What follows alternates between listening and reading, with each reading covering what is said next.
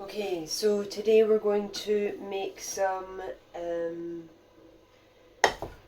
brandied cherry chocolates with the brandied cherries that I made from the 1809 publication, The Complete Confectioner. I used to make chocolates as a kind of hobby, and I always used Calabo chocolates because honestly they're just the best. Their Calabo chocolate's just really creamy, you know, it's really good. But I've had a look and I only have dark chocolate left. I'm not a fan of dark chocolate, which is probably why I've only got dark chocolate left. And if I ran out of milk chocolate, I would use dark chocolate with white chocolate added to make it a kind of milk chocolate. So we're going to make dark chocolate brandied cherry bars because I feel like there's going to be less chocolate that way. So I'm suiting myself here really just because I can't eat a lot of dark chocolate. It's I don't know, obviously a matter of taste. So we've got a bowl over some hot water because you want to stick your chocolate in a bain-marie. You don't want to stick it directly over a heat. It goes a bit funny if you do that. So we're going to just... I'm not concerned about how much I'm using. If I'm using too much, then that's okay.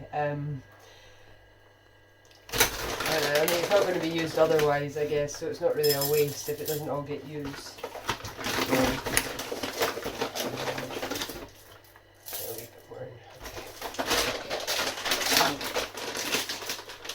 it's been a really long time since I made any kind of chocolates, really. So I'm not going to bother tempering the chocolate. So to temper chocolate, depending on both manufacturer of chocolate, so what kind of chocolate, but also whether it's dark milk or white chocolate, it's tempered in different ways. Well, it's tempered in the same way, but at different temperatures. So you would bring it up to a certain temperature, let it cool to a certain temperature, then bring it up to a certain temperature again, and then that really just tempers the chocolate. And what it means is that it melts less easily in the hands, you know, or at room temperature or whatever. But since this is just making these for the sake of it, I'm not really planning on doing much with these bars of chocolate other than, I guess, trying them. I'll try them myself. I think Alex will probably eat them if they're any good. So you can do different things to chocolate. If you've got flavour oils, you can flavour your chocolate with flavour oils. I wouldn't use ordinary food flavouring that's water based because it makes the chocolate go all bitty and crumbly. It's a bit weird, but flavour oils are pretty good. I use Loran flavour oils. I'm not going to do it with this. When I was making chocolates, there were quite a lot of people quite like the dark chocolate with a bit of chilli in it. But, well, we're not going to make chilli chocolates this time around. We're just going to make a straight up dark chocolate with the cherries in. And of course, with white chocolate, you can also colour the chocolate as well. But again, you want to be careful with what you're adding to the chocolate if it's liquid, because it can make it go quite crumbly and bitty.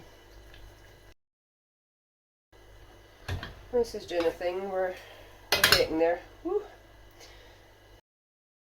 I don't tend to use weights and measures. I have been more often with these old recipes just so I'm not messing them up like a lot, but I don't tend to use weights and measures. I tend to just wing it in and see how a thing goes. So I'm not entirely sure how much of this we'll need, but we don't want too much liquid because we don't want it to be too runny. We need the chocolate to be able to set over it, etc. So we're making 3 bars of chocolate, so we'll put, I think that once that's blended, that might be enough for 3 chocolate. I'll put a wee bit more in, cover myself. Okay.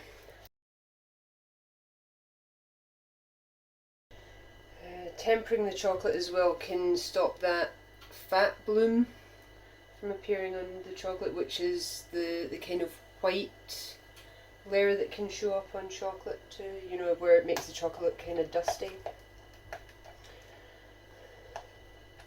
It doesn't really affect the taste or anything about it, it's really just a look of the thing as far as I'm concerned. So again, you don't really want water near your chocolate because it can make it go funny, so I've just after washing these, so we'll make sure that they're dried properly. And you don't have to butter them or anything. The chocolates really should just come out the mould like fairly easily once they've set. You can use any kind of moulds for the chocolates. Again, I'm really only wanting to use the bar ones because it will mean that the chocolate layer on them is a bit thinner, meaning it's not so dark chocolate heavy, which I'm just not a fan of. I was tempted to make single wee kind of barrel shaped chocolates with them, and then I would put in a whole cherry for each, but then I would end up with too much dark chocolate and I'd not want to eat the thing. The water wants to stay in all the wee corners and the edges. So you can see, oh, I don't know if you can see, it's quite dark, but yeah, it's pretty well melted.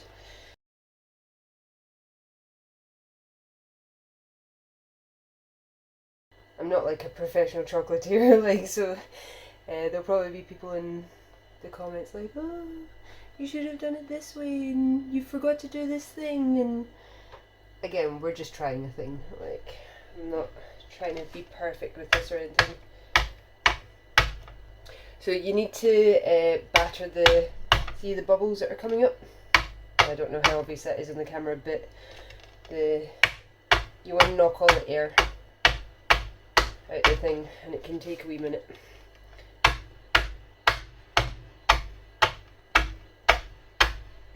This is another reason why it's good to cut your silicone up into whatever suits you as well. And then we're emptying it out.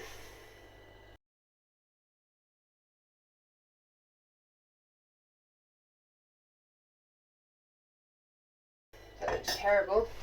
I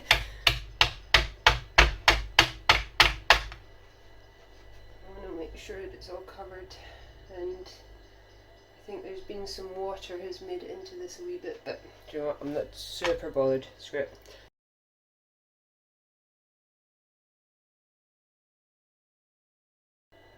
Oh, it really doesn't want to come out. See, the house is quite cold as an ambient temperature. I think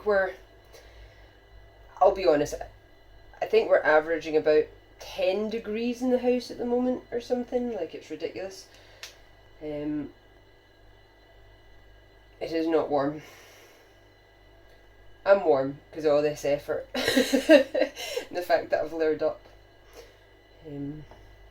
But yeah, it's not a warm house, so it really wants to...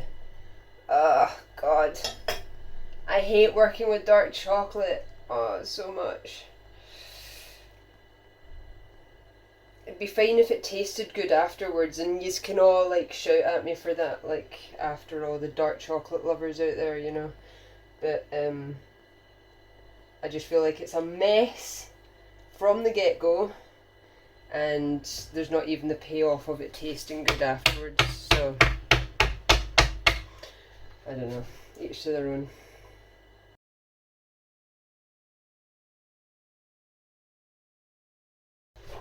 I'm not really for hanging around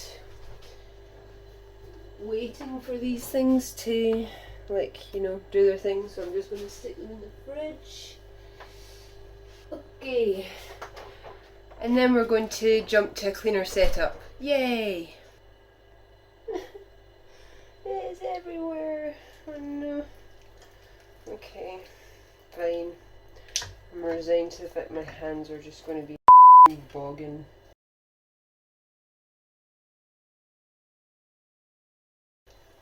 That is more comfy, knowing that I'm not getting my hands in the chocolate. Definitely more comfy, because I hate getting my hands sticky, like I cannot tell you. It's not like a phobia, I'm just super not into it. Okay, so we're really just melting this again. Because we need to bottom the chocolate, I guess. I think I used to have a better process for doing this, but as with most of like the baking and stuff I've done, the last time I did any of this was like a decade ago. I only really just make meals and things now. This kind of dessert making, pastry making, chocolate making kind of stuff was something I used to do before Random Scottish History ever became a thing, and started taking up all my time. I really just used to fill my time with baking cakes for people and making chocolates for people and attempting varying pastry bakery doodads for like Alex and his pals to munch. I very rarely ate to anything that I actually made. I just liked making the thing, just to see if I could, really. So it wasn't often that I would make something more than once. Other than cakes and chocolates, I was always making cakes and chocolates, but when it came to pastry baking, like I made quiches once, like mini quiches, and I don't eat quiche.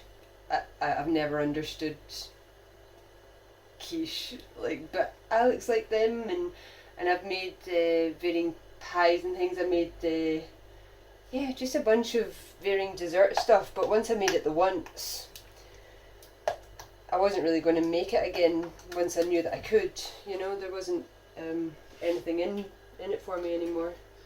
It really is just to see if it's possible, and once I know it's possible, it's on to the next thing, you know. The chocolates are looking okay, they're looking like they're solidifying okay. I quite like just being able to wash my hands without getting that chocolate under my nails. Oh, I hate dark chocolate under my nails. So, kind of wish I'd worn gloves from the start, to be honest. I'd have been less grossed out by the whole thing that way. So, you can see it's pretty hard. Okay.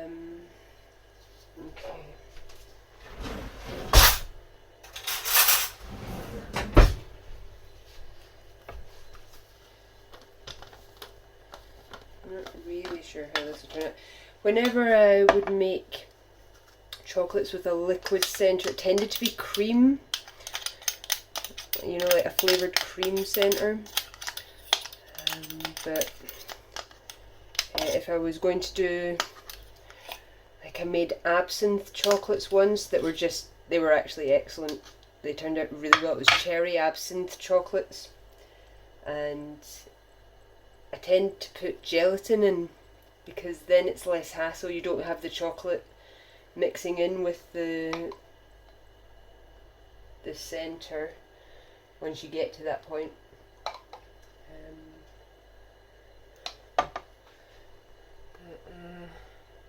We'll see how this goes. Again, I'm not super bothered about how this is going to turn out. I'll be able to try the thing. Alex will be able to try the thing. It's not entering any competitions, you know, for presentation or anything. So I'm not super concerned about that kind of stuff. It's not a thick layer because obviously it's quite a thin wee bar of chocolate. Okay. I think we're going to do it this way.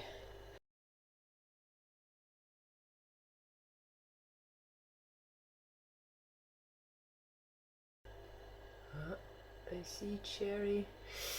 I'm seeing the cherry want to come through the chocolate. I think it's going to. It's not fantastic. Should maybe put less in. I suppose I could also freeze it once it's in as well. So if you've got like a kind of, mind you, it's an alcoholic centre, so I don't know that it would really freeze very well. I think this is the kind of case where you would make a gelatin, add gelatin to it, cook it up a little bit, put it in, and then you would cool it so that it's set and you've got a hard layer. It's always more difficult putting chocolate over, well, a liquid layer, obviously, isn't it? Because it just wants to squish out at every opportunity. So we want to try and smooth this out but have it all chocolate, and it is not all chocolate. I can see the cherry coming through. So you should be able to just run a flat edge across it to smooth it all out, and you'd have clean edges, but this is just intermingled with the cherry instantly, so it's not worked. Maybe the second one will be better. So we'll stick that one in the fridge. I'm going to have to, because I need a clean edge.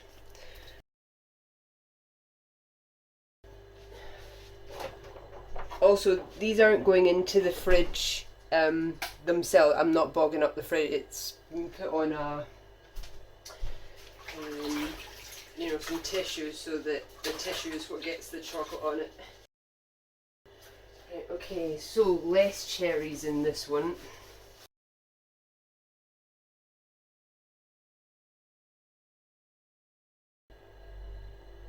See, again, I can see the cherry through it. It's just, I think this would work better had I made it into a gelatin and let it set. I mean, it can't not have worked better had I done it that way. But we've done it this way, so we're just going to wing it. There's so much cherry mixed in with this chocolate.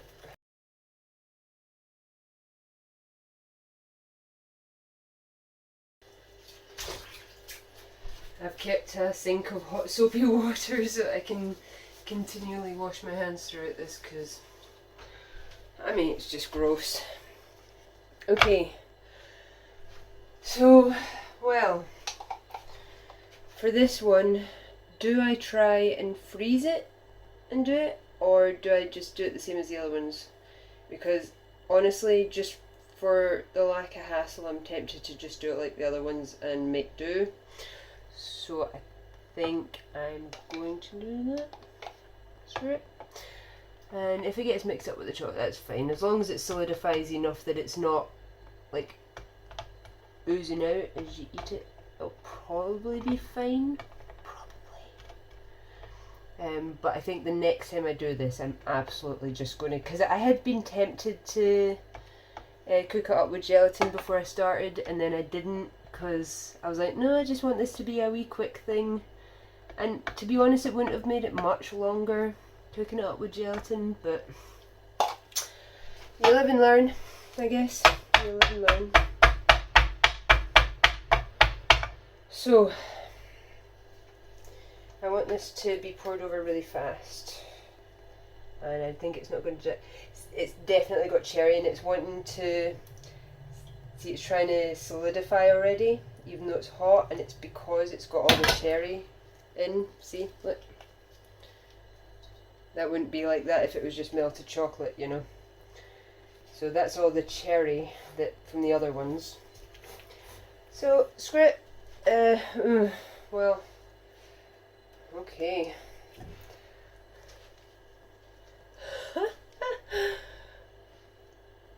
I'm not entirely sure what I'm trying to do here. In fact, I do know what I'm trying to do. I'm just not doing it how it would be most useful. 2 seconds, because I want to try a thing.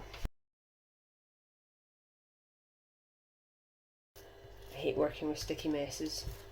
Sticky messes make me sad. Okay. Yeah, you're just going on this kind of. If I can line you up a bit better. Okay.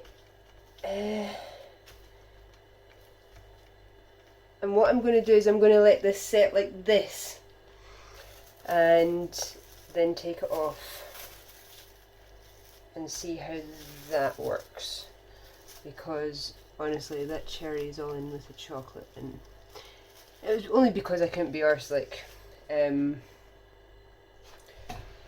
melting a new amount. That's why I just took what was scraped off and added it.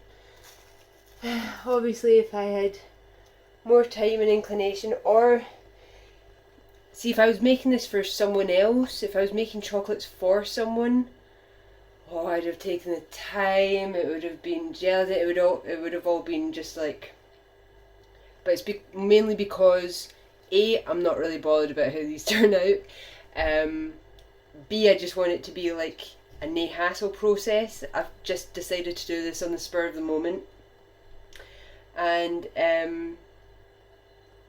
well, only you guys are going to get to see how it turns out.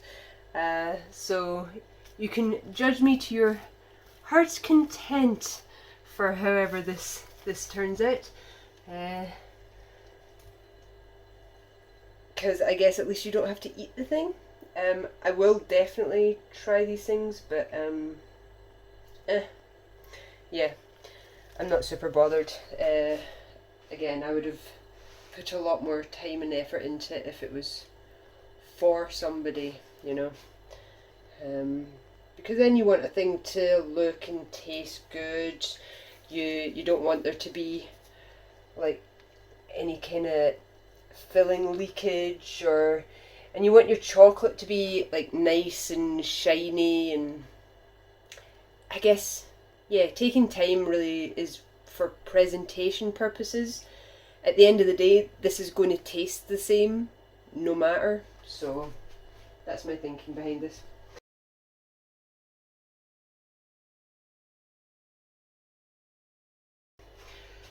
Okay, well, we'll come back in a wee bit and take the chocolates out the fridge and get them out the moulds, and we'll have a wee look at what they look like.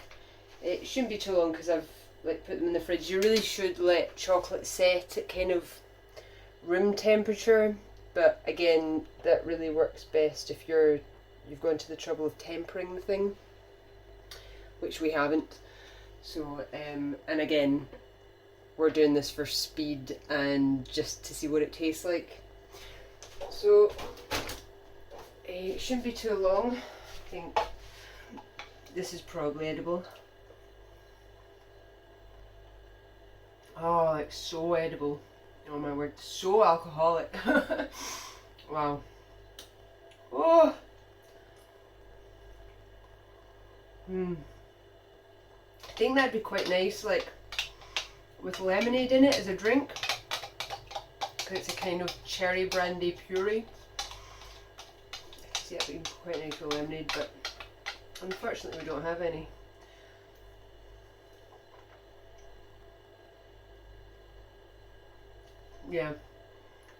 Yeah, next time I'm gonna put gelatin in, and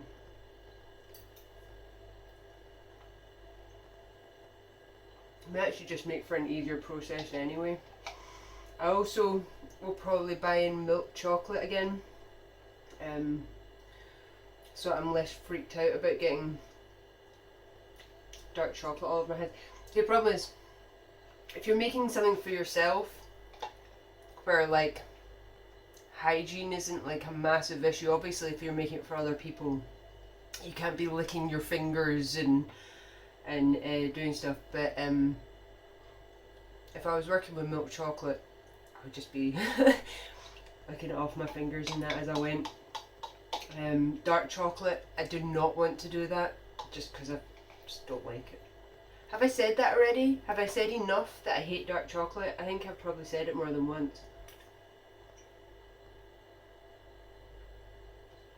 In saying that, I think the kind of bitterness of the brandy, the alcohol, probably go with the dark chocolate pretty well. And it might actually taste pretty good with like a chili chocolate, to be honest. Yeah, I could see how that would work.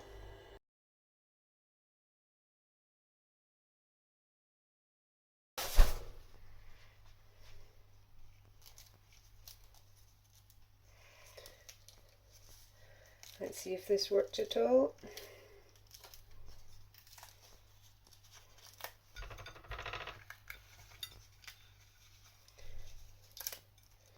So then it kind of, it already wants to break apart. Yeah, the chocolate on the top's not really, come on. It's worked for most of it, just not all of it. Okay, so there's the first one. So chocolate's a bit thin looking, but we have a bar.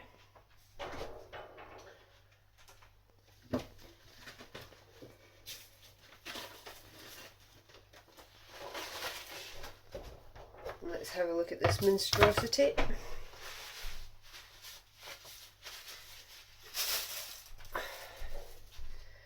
Because a monstrosity it is.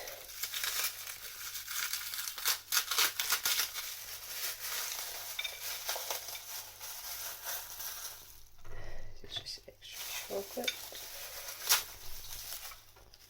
Okay.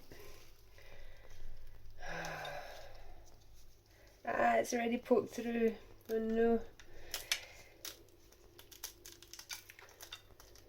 Yeah, I did this one in that way so that maybe there would be more chocolate on the back side to give it less chance of breaking apart, but that has not turned out that way.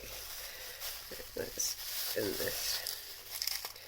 All these wee bits of chocolate can come off because maybe Alex will want to eat them, you know. It's just chocolate. See, these just extra chocolate come off the cling film. I don't even know how I'm going to take this out of the mould. Oh, this is horrible. Okay. Yeah, no. Okay, so this also wants to just break apart for me.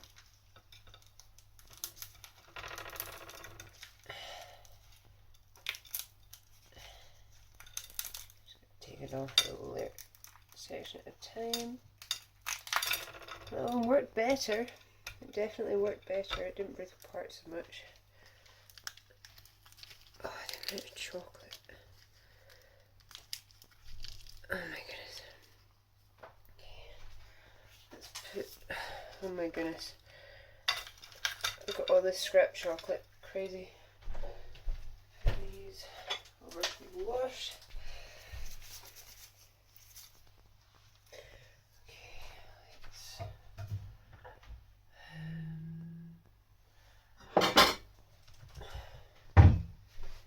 You're running about for a Fargo boy, huh? My goodness. It's just crumbled chocolate everywhere. I want to remove all of the extraneous so you can see just the bars. This one just wants to fall apart. So 2 bits or 3 bits.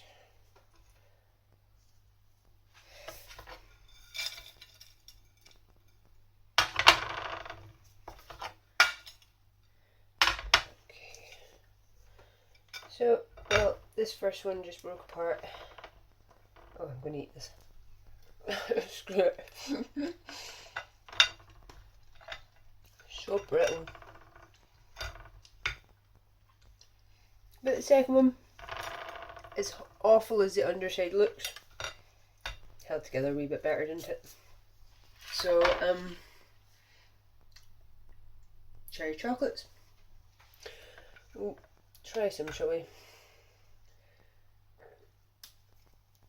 So you can see, I hope you can see, I'm not sure how obvious this is or what the lighting's like, but you can see the layer of cherry.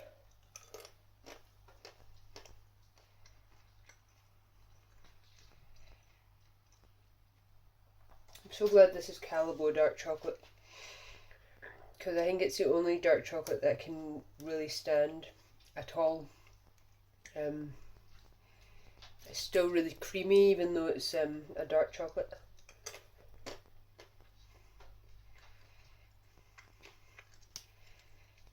Yeah, that cherry brandy.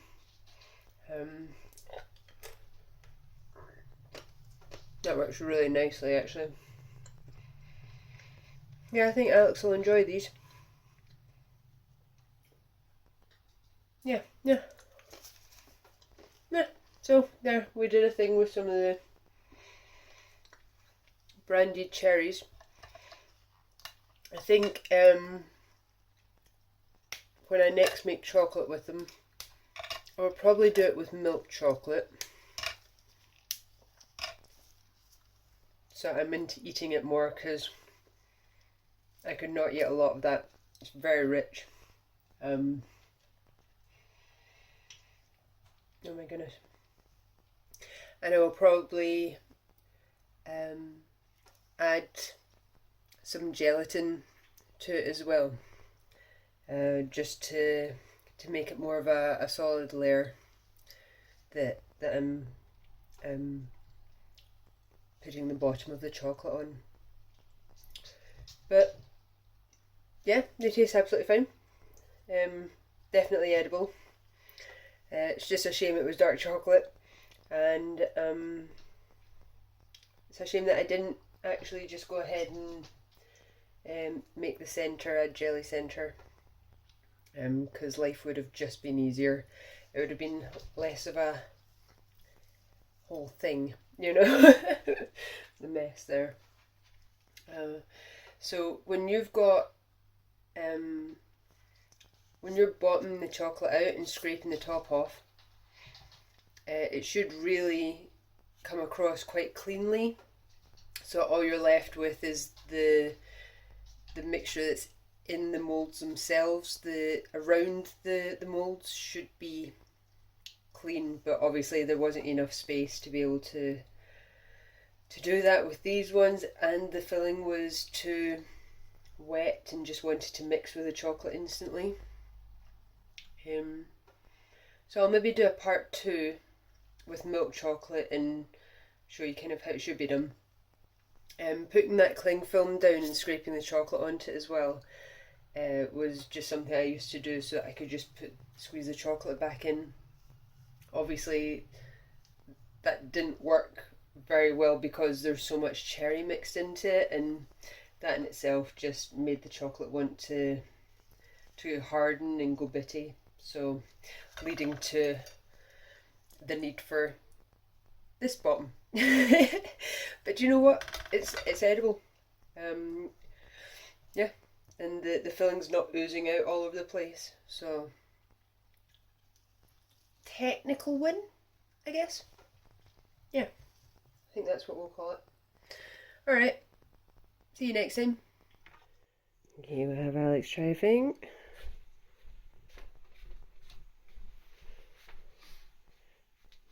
Yes. Trying to break yourself off a bit. Which is a Brandied cherry dark chocolate. Oh, yes, very good. Yeah. What are we thinking then? It's very grown up chocolate, you know? Like it's very, very, very dark. I was saying that the dark chocolate being Calabo, it's actually not as bitter as most dark chocolates. It's kind of still got that creamy edge smooth, to it. Yeah, it's smooth. It's just very rich. Yeah. But yeah, the cherry stuff is really good. it does taste like the classy chocolates, the cherry liqueurs you get. When you bite the bottom off and you drink it. Presentation's a bit off, but yeah, alright, I'll take that. Oh. I don't know if you managed to temper it perfectly, or No. just because it's really cold in here. It's just because it's really cold in here. Okay. Well, either way, yes. Nice. There we go. So it's a thumbs up from Alex. Take that as a win.